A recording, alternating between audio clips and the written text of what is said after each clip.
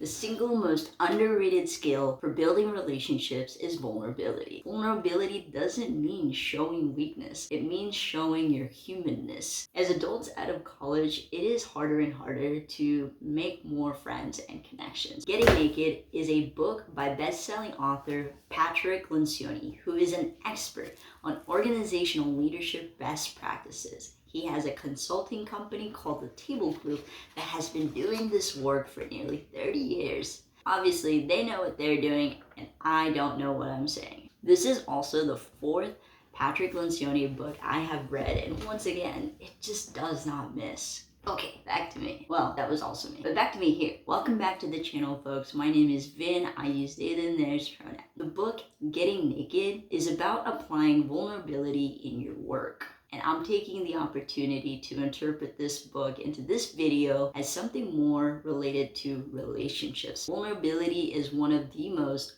undervalued and misunderstood of all human qualities. Vulnerability doesn't mean showing weakness, it means showing your humanness. In taking vulnerability as an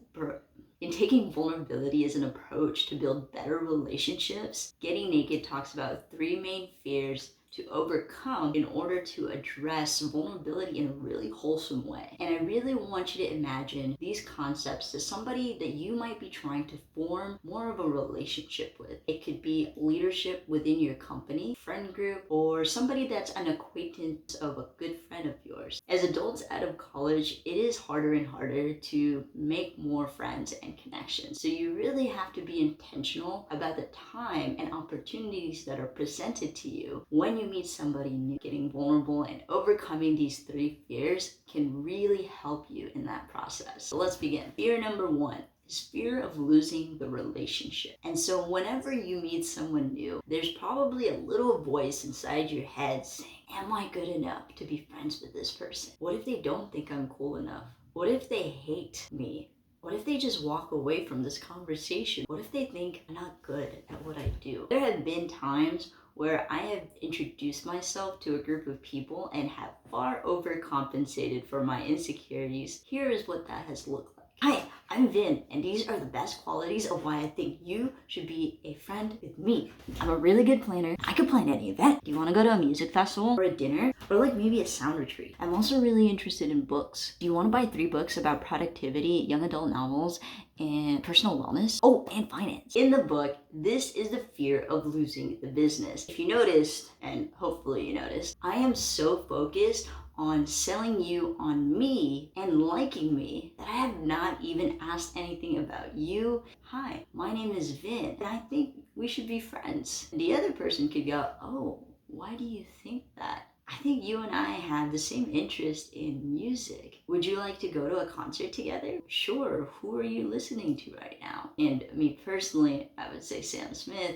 You say I'm crazy. And that is how like an exchange that is rooted in vulnerability, belief that you can actually be friends with this person, rather than the scarcity mindset of like, what if I'm not good enough to be their friend? And the other thing that I hope you notice is that I overloaded you with a lot of information about me with no time to even process. In many cases, when you're doing client work, a sales pitch looks exactly like that version of Vin. People have this really glamorous presentation on the board, hitting them with numbers and projections and sales. And basically you're telling the client that we are fantastic and you would be stupid not to be with us. But you're also showing so many of your insecurities by doing all of that instead of creating a really organic initial conversation. This is an operation of a scarcity mindset. And a scarcity mindset is a belief that there is not enough of everything for everyone. So we have to fight and we have to constantly overcompensate and prove ourselves. So our focus then, when we have a scarcity mindset, is this idea of losing the person that is in front of us, and thus the fear of losing the relationship. Instead, our focus should be two-pronged. Number one, helping. And this doesn't mean trying to solve each other's problems. It's just identifying ways that our hobbies, our interests, our values are aligned so that we can like be an accompaniment of each other to accomplish our goals. or just be able to work out with somebody consistently. So when you're meeting someone, just do it with the intention of getting to know the other person. And this leads to my next point really well, actually, which is vetting. Be selective when you are making new friends. I'll just provide one more example of somebody that could be interest aligned, but not necessarily value aligned. Somebody that you could go to bars with really constantly. And that is someone you can have casual conversations with, but in terms of values, maybe they drink a lot and they're not the kind of person who would enjoy being at home and watching movies and doing something really chill with you. And if both of those things are important to you, then you probably want to separate, because those are different like values and interests. Right. You have agency in every potential relationship that you encounter. You have to believe that you will acquire the right friendships. So the book actually goes over 3 approaches into eliminating this fear. So the book lists it as giving away the business, telling the kind truth, entering the danger. For giving away the business, you're basically trying to give away your friendship. Remember, that doesn't mean you're going to give it to them. That just means you are open to the potentialities in any relationship that can come upon you. Be that a mentor to you or somebody that you can hang out with. Be willing, be open. You have to understand the value of you as a person, what you bring to the table in order to be able to receive others' gifts. The next key to addressing the fear of losing a relationship is to be willing to tell the kind truth. I just hurt my hand doing that. So you have to be willing to tell the kind truth. What does that mean? It means being willing to be completely honest with someone, even if you don't agree with something that they're doing, or if you think that they should change something that they are doing. And if you can't tell them this kindly and tell them at all, you are going to build resentment. A good friendship is based on a bedrock of the ability to build an honest relationship, a relationship that you can be completely you with. So express these things directly in a way that prioritizes kindness and understanding of the person's situations. The last way to address the fear of losing the relationship is to enter the danger. And all that really means is to be willing to talk about uncomfortable topics. Can you sense that someone in a team is making it impossible to move forward on a project? Just like the previous tool, do it with kindness. Be okay arguing with people because you care about something. So if you lose a friendship or any kind of relationship, taking any of these approaches, they are probably not the right friend for you. If they can't handle the truth in a kind and understanding and compassionate manner, then they can't handle growth and accountability. If they are not willing to go into topics that make them uncomfortable and enter the danger, they are not the kind of person that you can form deep relationships with. Fear number 2, fear of being embarrassed. All right, so this one's really simple. We are all simply too old to care about how others perceive us. Just like I am too old to care who thinks what I do as I go about my life is embarrassing if it brings me joy. And when someone gets embarrassed with things that I do around them that are not harmful to anybody, that's how I know that a person cannot accept me in my entirety. All that should matter is these verifiable truths. If I'm good at maintaining a relationship with you, or if I am not. So to address the fear of being embarrassed, here are 3 more tools. This man loves his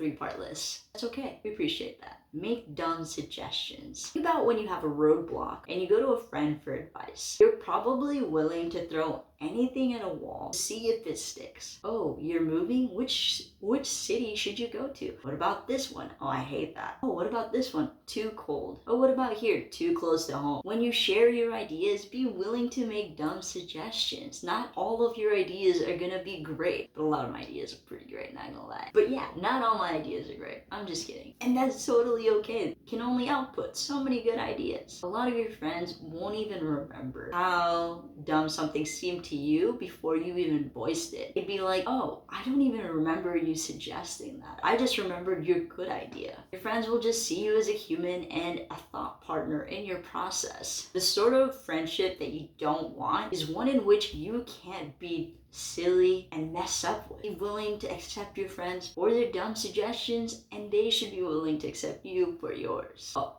and in line with making dumb suggestions, also be willing to ask dumb questions. If you don't know something that your friend is talking about, ask, hey, what was that thing on radio frequency that you mentioned? Hey, I don't know what comic book you're talking about. Can you tell me a little bit more about it? In a lot of cases, people will be excited to share these things with you because you expressed an interest. A true friend will not make you feel stupid for asking what you think is a dumb question. They'll want to educate you and let you into their world even a little more because of that question. And the last way of addressing this fear of being embarrassed is to celebrate your mistakes. If you saw a toddler falling down, you would not boo them. You would celebrate them for trying. Along that same vein, we need to give that humility to ourselves. Celebrate that you failed at something, but you tried, and to maybe eventually succeed or to change your path entirely. To celebrate all of the little victories as well as the mistakes and failures that come along your way. And the true champions in your life, like mentors, will see you for all of those little hitches along the road, those side quests that you go on, and they will know what it took to get you to where you are now. So here is the last fear. The fear of feeling inferior. I'm sure you've already gotten a sense of this one from the earlier points. Here's the final actions to deepen your vulnerability stamina. For this one, I'm going to use an analogy of workplace.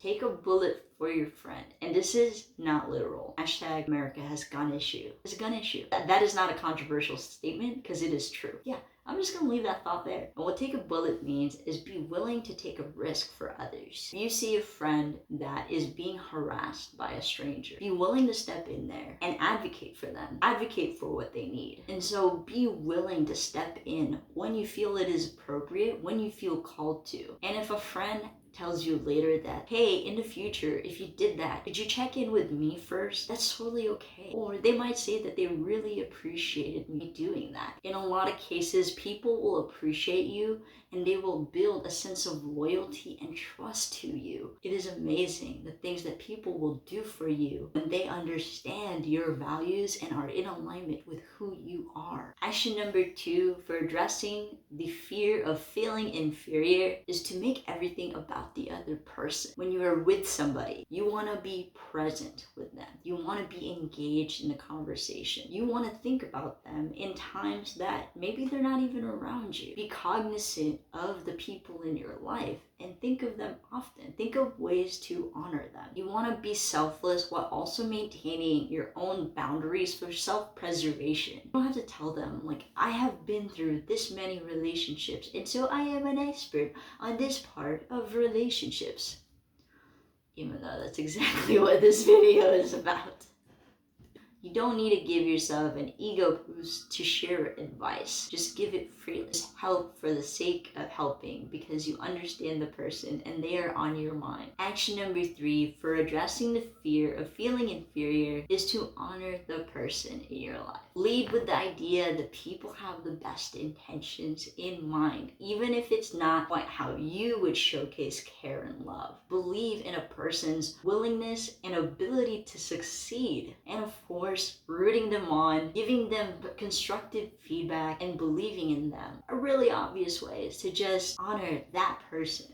Action 4 for addressing the fear of feeling inferior is to do the dirty work. Sometimes you are gonna have to do things that you think are below your pay grade or not your responsibility. But sometimes that person is gonna need you. Your friend is not gonna be in the greatest condition to hang out, but they might need you there to hold their hand, hold their hair, give them a shoulder to cry on if they're unwell, or just be in their presence even if you're bored out of your mind. Life is so messy, and sometimes relationship building means doing this dirty work, doing the stuff that isn't cool, isn't Instagrammable. So be there through the easy things, the lovely things, and the hard things of life. Overall, we could do with a little more humility, a lot more humility in our lives. And that's what being vulnerable really is. All of these fears are not worth the sacrificing of deepening our friendships, our relationships with other people, and ourselves. Just to sum it up one more time, 3 fears are the fear of losing the relationship, prioritize on understanding the person and seeing if they are in alignment with you, operate from a place of an abundance mindset, but also express your boundaries and push back as needed.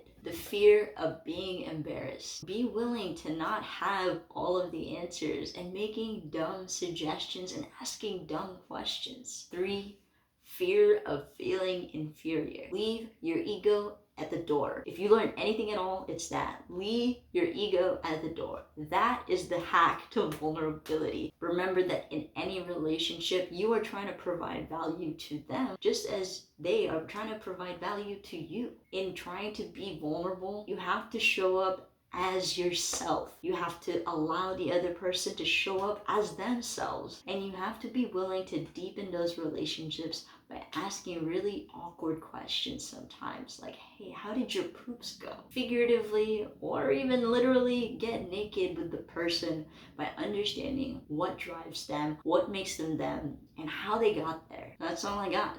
If you stuck around to this point, I really appreciate you. And this is a new format that I'm taking this channel on, where I am deep diving into book concepts to just show my learning about the concept and to share with people what I learned. And hopefully you got some value out of this. So until next time, Mobiti.